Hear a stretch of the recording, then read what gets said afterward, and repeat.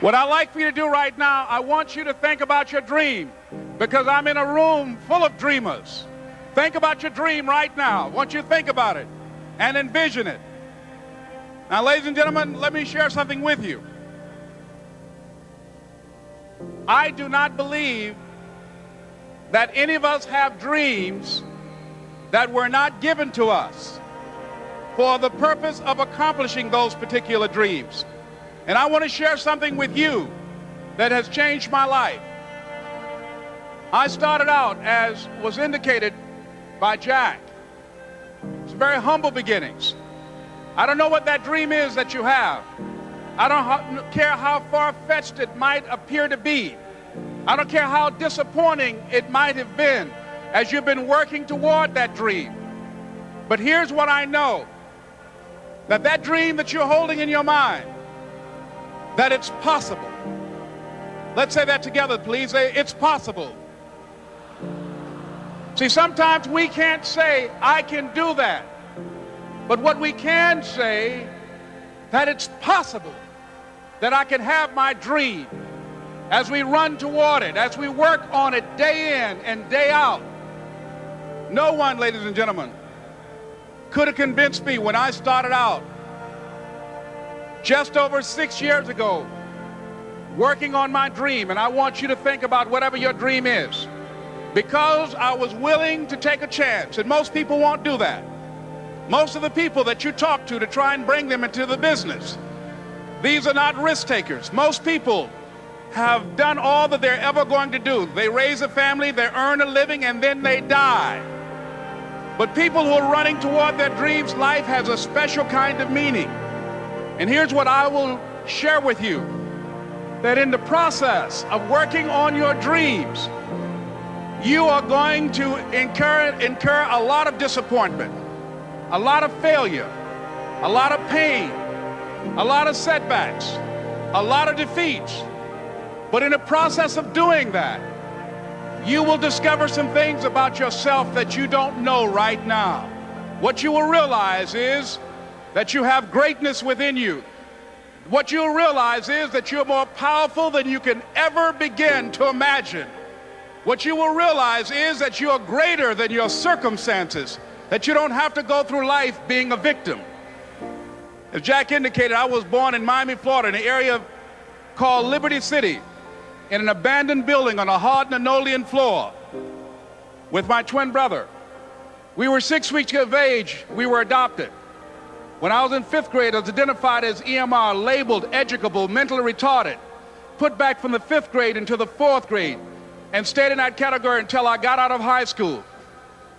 I don't have any college training, but I met a high school teacher who one day changed my life. I was waiting on another student, and when he came in, he said to me, young man, go to the board and write what I'm about to tell you. And I said, I can't do that, sir. He said, why not? I said, I'm not one of your students. He said, it doesn't matter, follow my directions now. I said, I can't do that, sir. He said, why not? I said, because I'm educable, mentally retarded. And he came from behind his desk and he looked at me. He said, don't ever say that again. Someone's opinion of you does not have to become your reality. That man, Mr. Leroy Washington, did something for me. He started planting seeds in my mind that enabled me to begin to dream, as Dexter has been doing for you. And ladies and gentlemen, I started working on my dream. And most people don't work on their dreams. Why? For many years I didn't. One is because of fear. The fear of failure. What if things don't work out? And the fear of success. What if they do and I can't handle it? The other thing is that most people, ladies and gentlemen, they get comfortable. They stop growing. They stop working on themselves. They stop stretching. They stop pushing themselves. And they end up becoming very cynical about life, and they throw in the towel on themselves, on their families, and on their dreams. And the other thing is that most people don't feel worthy. What I'm doing now, I could have been doing years ago. But because I did not have a college education, because I didn't believe in myself, because I allowed other people's opinion of me to control my destiny, I didn't act on my ideas. So I applaud you for your dreaming, for your running toward your dream. I applaud you for believing in yourself.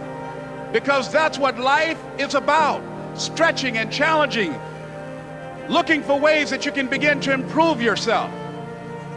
And ladies and gentlemen, as a result of stretching out, of acting on my dream, and I don't know what that dream is for you, I can tell you that it's possible.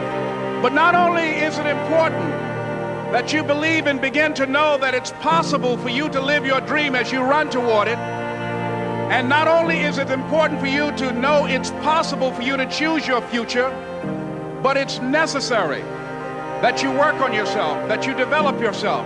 It's necessary that you get the energy drainers out of your life, people who don't want anything, people who are not striving, people who are not challenging themselves, people who aren't growing, people who have stopped dreaming. It's necessary that you align yourself with people and attract people into your business who are hungry, people who are unstoppable and unreasonable, people who are refusing to leave life just as it is and who want more. My mother used to say, birds of a feather flock together. If you run around with losers, you will end up a loser. It's necessary that you get the losers out of your life if you want to live your dream.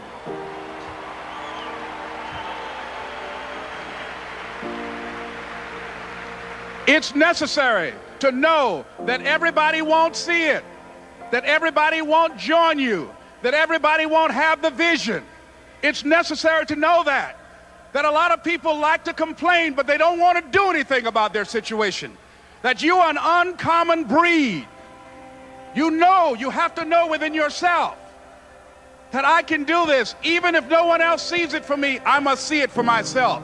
That's necessary. The next step is, that is you.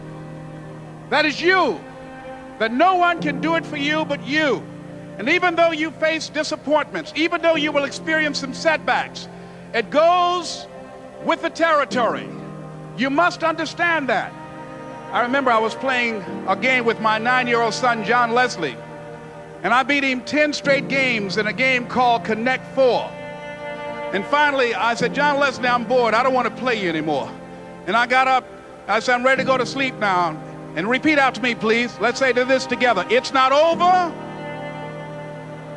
until I win. John Leslie said, no, you can't go now, Dad. I said, why? He said, it's not over until I win. That was his attitude. We sat down and we played several other games. And finally, after the 11th game, John Leslie won, and he got up and he yawned. And he said, I'm ready to go to sleep now. And I'm saying to you, what if all of us took that attitude after we face a rejection and a no, or we have a meeting and no one shows up, or somebody say, you can count on me, and they don't come through?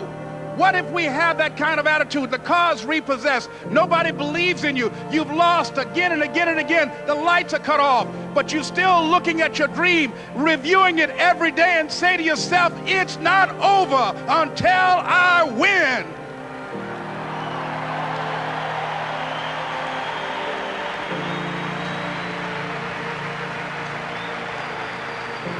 Life will yield to you.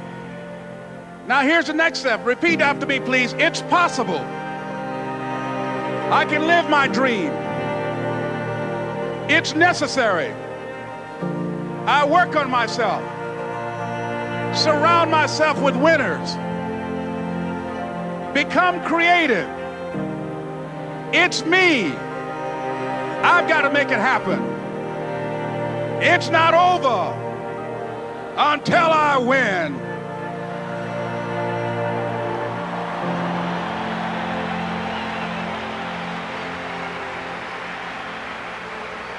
The next thing that's important to know, yes, it's possible that you can choose your future and direct the course of your life as you run toward your dream.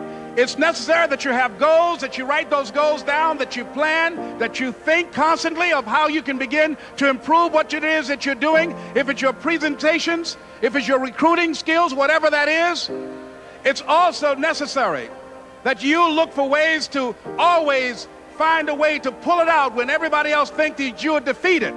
That you've got to take personal responsibility to know that in order to become successful, you've got to make it your personal business to do it. But the next thing, ladies and gentlemen, I want to share with you that some of you already know that it's hard.